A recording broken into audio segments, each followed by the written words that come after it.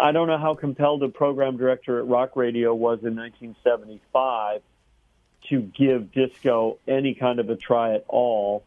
But I know when a few years later, when it was The Clash and Elvis Costello and Pretenders and the like, things were a little different with those bands because there was a little bit more of an overlap. And that's the voice of Jim Nelson from KRVM, longtime DJ, also on 88.5 KCSN, which is now the SoCal Sound. Last time we were talking about the mellow sound, KNXFM, which was really kind of a predecessor to AAA. And we teased you with something unusual about that radio station. And Jim, Dave Hall, who was longtime DJ on that station from the late 70s to early 80s, mentioned the station was completely automated. Yeah, I don't think I would have noticed or been aware yet about that. But you know what? A good radio station that's automated, if they do it right, you don't necessarily need to know that it's automated. No. Right. I mean, if it's done right, you're not going to be able to notice, unless perhaps you're listening, all day, every single day, and really paying attention. But I don't know. So, but I like them. I remember the Cars, hearing the Cars on that station in the early days. I know I heard them on KMET and KLOS also, but for some reason or other, I associate the Cars with KNXFM. Yeah, the Cars transcended so many formats. I mean, they fit both on like KMET as well as KROQ because of their influence of 50s, pre-Beatle rock and roll, punk rock, techno, and just glam rock all mixed together in a way that was so unique. I think they're finally in the Rock and Roll Hall of Fame. If they're not in the Rock and Roll Hall of Fame, shame on the Hall of Fame. Yeah, that was a tough period for rock radio because you had a lot of artists that were coming out that at the time were considered to be like new wave. Devo, Pretenders, Joe Jackson, the Cars, Ramones.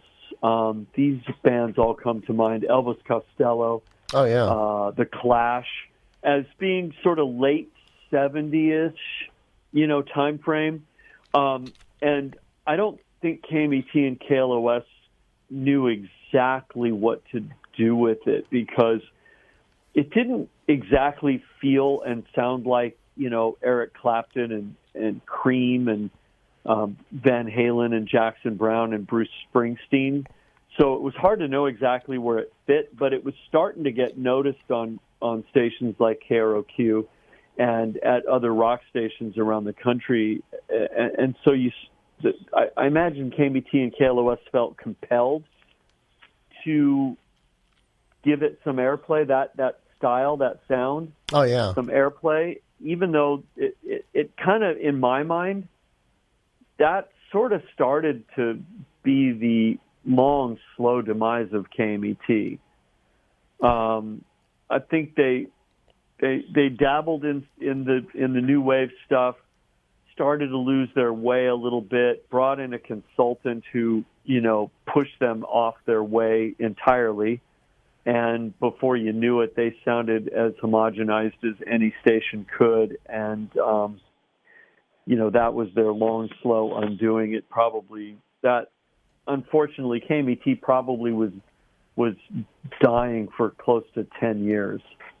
Yeah, in fact, Ladd mentioned in his book, Jim Ladd's book, Radio Waves, that in the early 80s, KMET was still number one, I think, in 25 to 54, but in the 18 to 25 category, it was KROQ that was number one. And so instead of management taking advantage of that and focusing on the 25 to 54 demographic to really hone in on them, they wanted, both demographics, and it sounds like they pretty much alienated both sides because those that wanted this genre weren't getting it enough and the other genre weren't getting enough, trying to please too many people.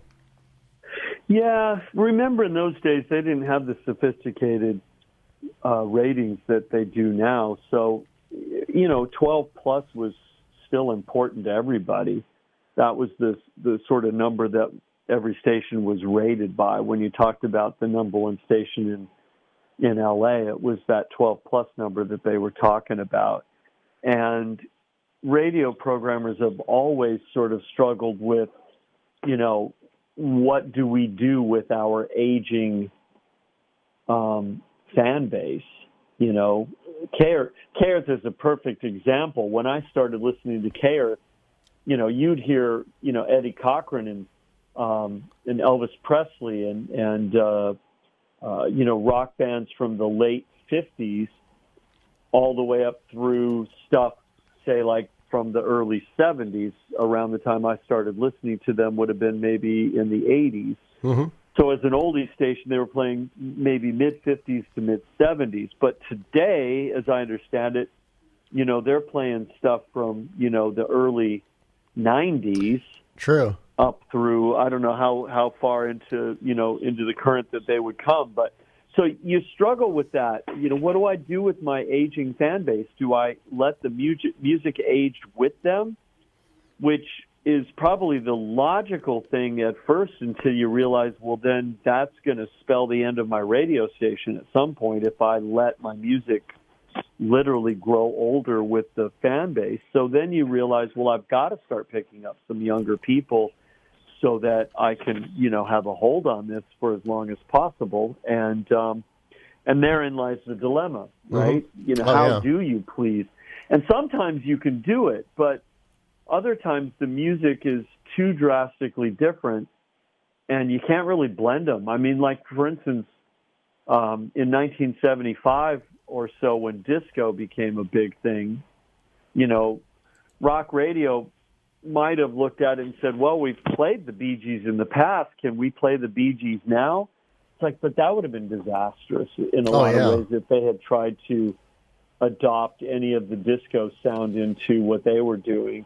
So you can't, it doesn't always fit. And I don't know how compelled a program director at Rock Radio was in 1975 to give disco any kind of a try at all.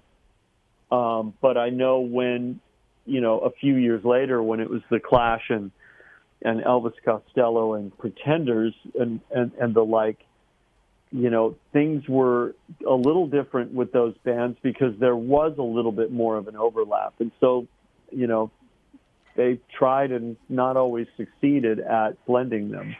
I think the only classic rock band that really would mix with disco would be the Electric Light Orchestra. Evil Woman by ELO sounds very disco-y. You could mix that with other disco music, but otherwise, not really.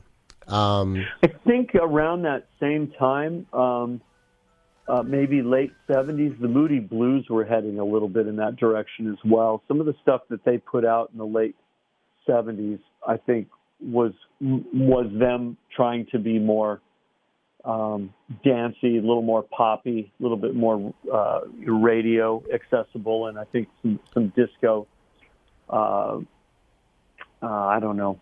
I mean, even the Rolling Stones did the song "I Miss You," which was a totally disco song, and Rod Stewart's "Do You Think I'm Sexy," which he now donates all the profits to charity because he said he did it as a joke. He says, I didn't think people would take me seriously when I wrote that song. And I actually met Rod Stewart when I was about 7 years old. It was during it was the summer of '79. My Aunt Bobby, who was married to a real-life Tony Soprano, was visiting from Florida. And she was staying at the Beverly Hills Hotel, and she said to the concierge, find me a restaurant in town where you have a lot of celebrities. And he said, well, I'll tell you what. Here's the private unlisted number to Ma Maison. And so she called, made a reservation, and we were probably the only people there that were not celebrities. And so my dad and I were in the men's room, and he says, guess who's out there? I said, who, Dad's like, Rod Stewart. I said, really? Now don't get too excited. And so we walk out of the bathroom, and I see him and his then wife, Alana Hamilton, at the table. And I just run up there and go, I know you. You're Rod Stewart. My dad has all your tapes.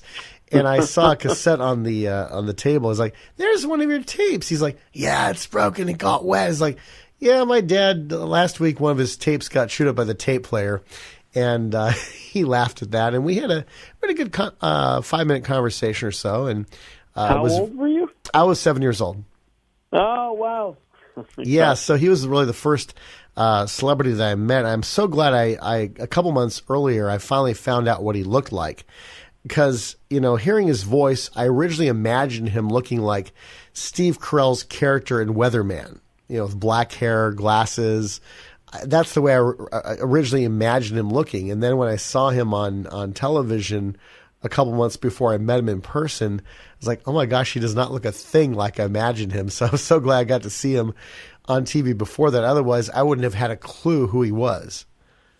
Well, that's interesting that you say that, because obviously in radio that happens all the time. And I remember, many years ago when J.J. Jackson was the midday guy or afternoon guy on KLOS. A couple of my friends, this is late 70s, were not they were girlfriends, right? Friends who were girls.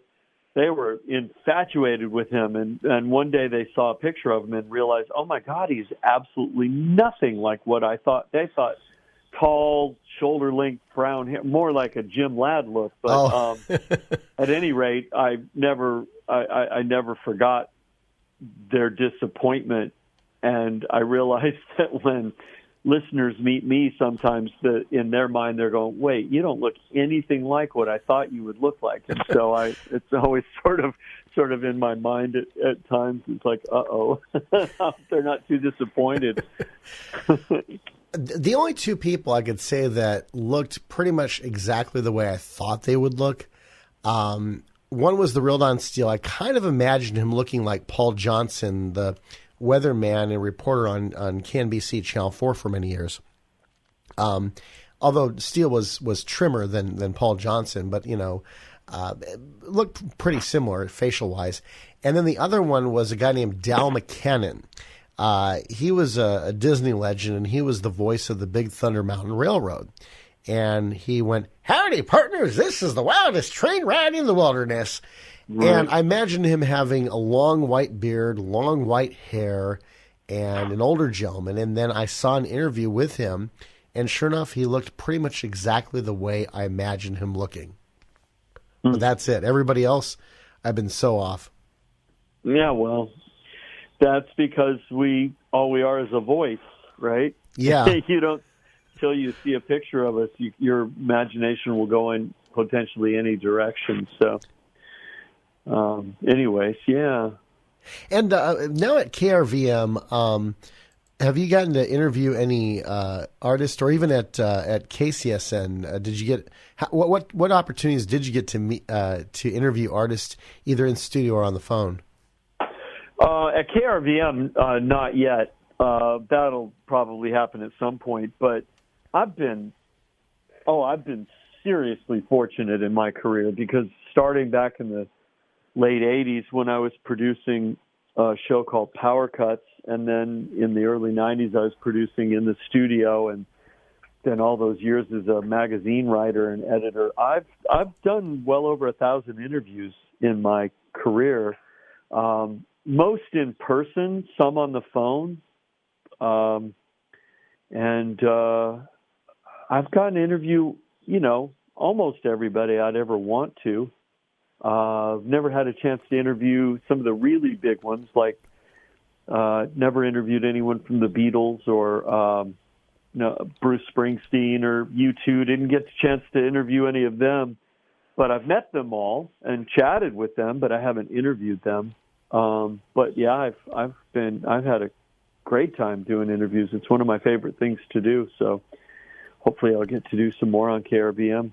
And we are talking to Jim Nelson. He's on KRVM, longtime DJ, also on KCSN, 88.5 in Los Angeles.